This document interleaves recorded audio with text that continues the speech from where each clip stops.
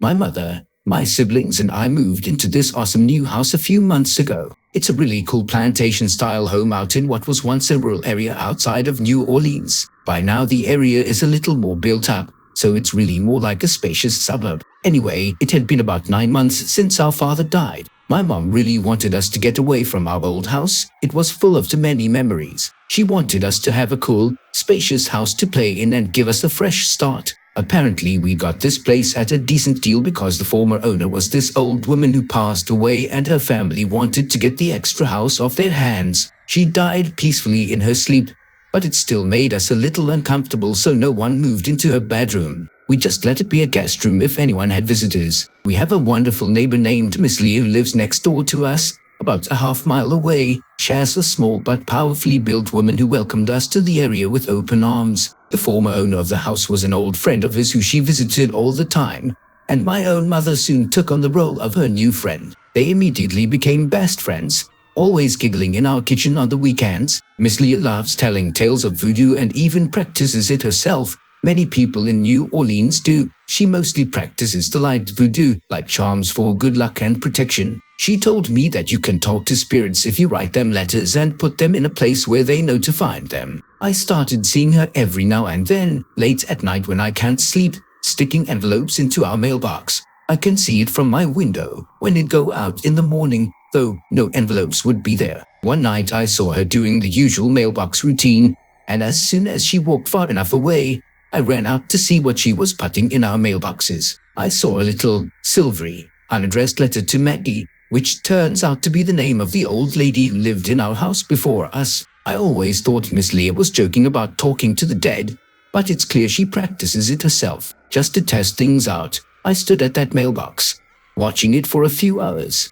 Eventually, the sun began to break over the horizon, so I figured I had waited ample time. I opened the mailbox. The letter was gone. At first I was in complete disbelief, but then I was overcome with excitement. If Miss Lee could talk to Maggie, maybe I could talk to my dead. I keep a little shoebox under my own bed. It's full of little trinkets and pictures that remind me of my dead. I go through it every now and then, when I miss him most, as a sort of therapy. A few nights after trying to rationalize what had happened with the note to Maggie, I decided the best way to test it out was to try it myself. I wrote a letter to my dead, which felt silly at first because I don't know what dead people like to talk about. I wrote, "Dear Daddy, miss you. How are things on the other side? Mom bought this cool house for us and we have a fun neighbor lady named Miss Leah. We're all doing okay over here, but I especially miss waking up every morning to the sounds of your loud singing in the shower. I hated it back then, but now I realize how funny and charming it was. Sincerely, Julia." I placed the note into my special shoebox and slipped it back under the bed. When I woke up in the morning, it wasn't there. I wasn't sure how to handle it. Did he really get the message? Does he write back? What do I do now? Well, I still needed to go to school that day, so the excitement of my supernatural letter writing subsided and I headed over to the bathroom to get ready. My older brother was singing his lungs out in the shower, something unusual for him, but I figured he was trying to become more like our dead. I knocked on the door. "Hurry up in there. I need to pee." The singing continued. "Jay, how much longer are you going to take?" The singing continued. Then someone tapped on my shoulder. I turned around. It was Jay. He said, "Calm down, Julia. I'm not in the bathroom. Is the door locked? Let me see if I can jimmy it open for you." He opened the door with ease. The bathroom was empty. No singing. The shower wasn't running, but the tub was wet. I walked in and started brushing my teeth, amused by what had just happened. I noticed the mirror was a little bit foggy,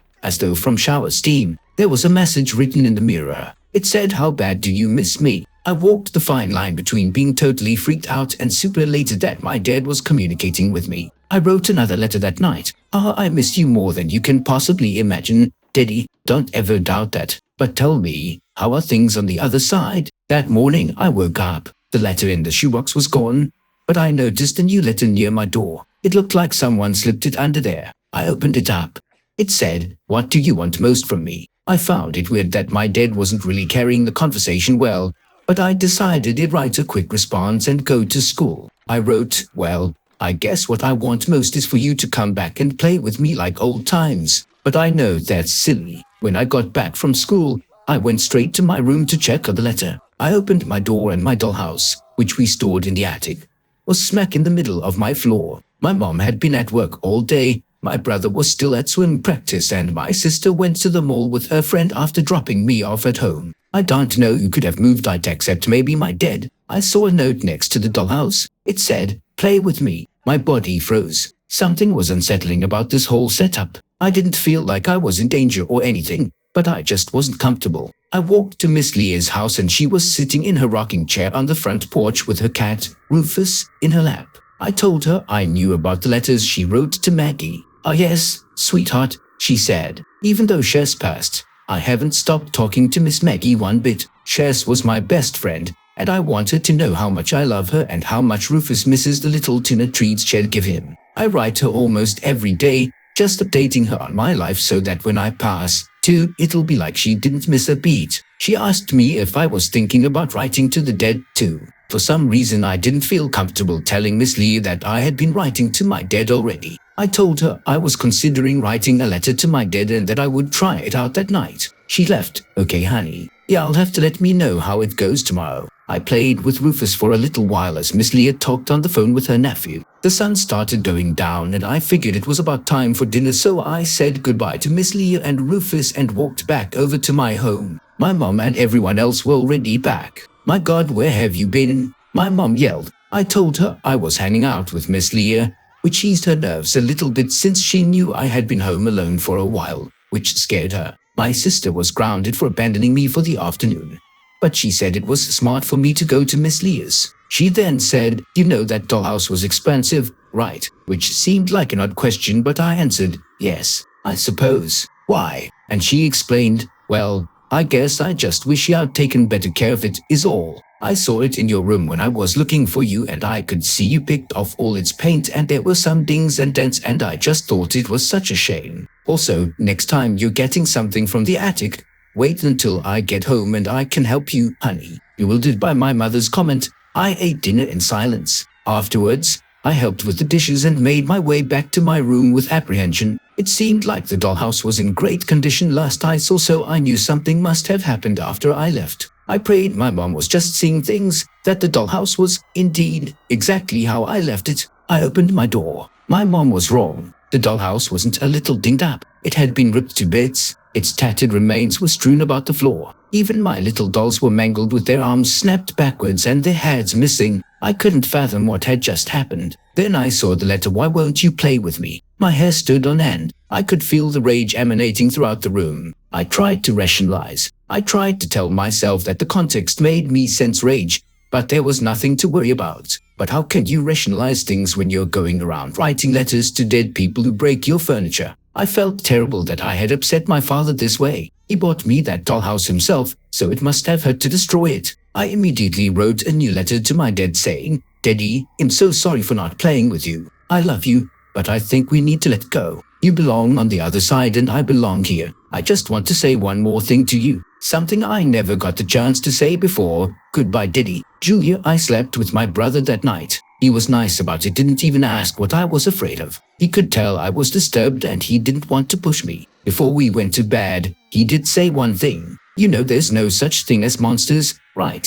"Yes," I whispered. At that point I wasn't sure if I was lying or not. It was still comforting to say it. I didn't think I was dealing with a monster, or at least I wasn't sure about it. I didn't even really know what a monster was supposed to be. A dragon, a boogeyman in your closet, an angry father. The next day was Saturday, and I still wasn't comfortable being in my room for long. I got dressed and walked to Miss Leah's. I wanted to leave the house without checking the shoebox. It felt like I was leaving an angry parent and wanted to give them time to cool off before we talked again. Miss Leah was sitting with Rufus, as usual, and they both watched the Blue Jays hop around in their yard. Rufus slightly more attentive than Miss Leah. "Well, hey there, sweetheart," Miss Leah called out. "How'd it go last night?" I knew she was talking about the letter and I knew she'd know exactly how to fix things. But before I could begin speaking, she interrupted. "Let me guess, it didn't work." "Why would you say that?" I asked. "Because I know better than anyone else that spirits can't move physical objects. I have to use my special charm paper to write to Maggie, and I doubt you got any charm paper."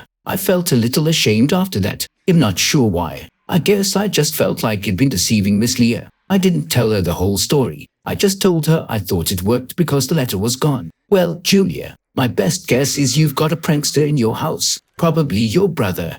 as too silly for his age. She went on about all the things Shaz told Maggie. She said it didn't happen often, as it was hard for Maggie's frail little spirit to do much of anything except read, but Maggie would sometimes write back. Maggie said she hadn't crossed over yet, but when she did cross over, she wouldn't be able to get letters anymore. Maggie said that she loved Miss Leah and her letters, but one day, she'd need to move on. She said eventually, Miss Leah wouldn't have the strength to write letters and they would become fewer and fewer. Once Maggie knew it was too hard for Miss Leah to write anymore, she'd cross over and wait patiently with Petunia, another one of Miss Leah's cats who had passed away. Maggie said Miss Leah would know when she crossed over because her letters would stay in the mailbox, and no one would take them. I wandered home later that afternoon wondering if my dad was ever going to cross over. I wasn't sure how to feel. I know what I saw and what I did. I wrote letters to my dad. I left them where had check our box. They were gone later. I heard him in the shower. I saw his message in the mirror.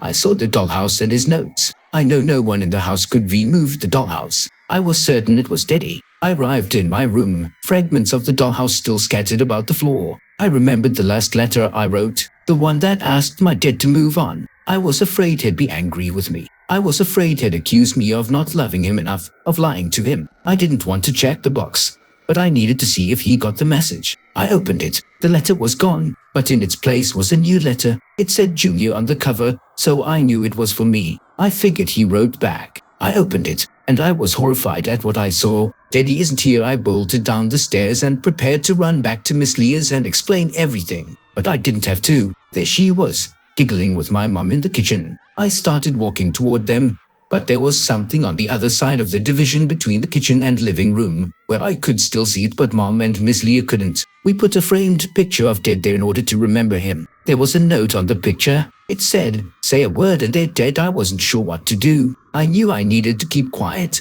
but I also knew that something very, very sinister was going on, and there was nothing I could do to stop it. My sister and brother were going to a big house party, and my mom wanted to go hang out with her girlfriends that night, so Miss Leah actually came over to take me to her house for the night. My mom tried to apologize for the late notice, but I was so excited to get out of the house and away from whatever it was that she didn't even get to finish her apology. That night, Miss Leah let me stay up late with her and Rufus. At around 12 am she started writing a letter on a special charm paper. It was very thin and glowed a silvery hue. I asked her how to make it and she said that it comes from the soul. We walked to my house together and put the letter in the mailbox. The next day, my mom picked me up and we stopped by the mailbox because someone had pulled the lever up. There was a note for Miss Leah there, and I knew exactly whom it was from. The paper had that same thinness and silvery glow. Mom wrote it off as someone dropping it off in the wrong box and asked if I would run back and give it to Miss Leah. I sprinted down the street to Miss Leah's. She opened the letter and began reading while I sat and waited with Rufus. When she was done, Miss Leah's face turned pale. I never thought I'd see such a white, porcelain complexion on a live human being. All the color was gone from her face and she trembled. She was clearly disturbed, very disturbed. She told me not to go home, that she'd call my mom and everyone would come over for lunch. She immediately put down the letter and picked up her phone. Once her back was turned, I took the letter to read it. "Dearest Leah, so sorry I've taken such a long time to write back to you. It seems that I lack the spiritual power necessary to write. Heck, I could hardly even write when I was alive and had hands. The lady who moved into my old house with her family is lovely as ever, and I want you to know that I've been watching y'all's friendship and am so happy for you. I miss giggling in the kitchen with you, but watching you and her talk is almost as good. I'll bet you met all her children as well. Most of them are sweet as can be. Jay has a heart of gold and seems to really care for the family. Catherine has a great sense of humor, always makes me and the rest of the family laugh. Julia is a curious little one. She reminds me a bit of you. Then there's the fourth child.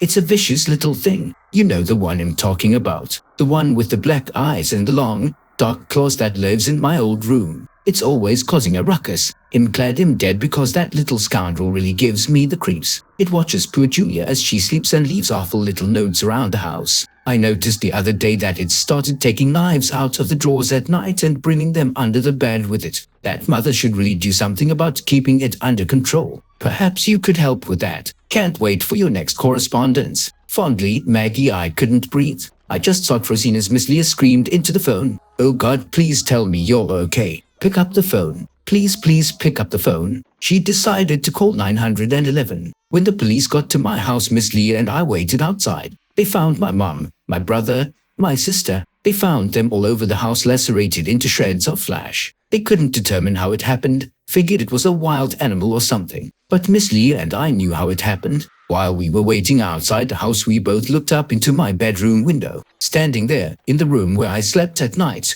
was a black-eyed child with an evil grin that stretched ear to ear. It raised one long, sharp finger, probably 12 inches long, to its mouth as if to say, "Show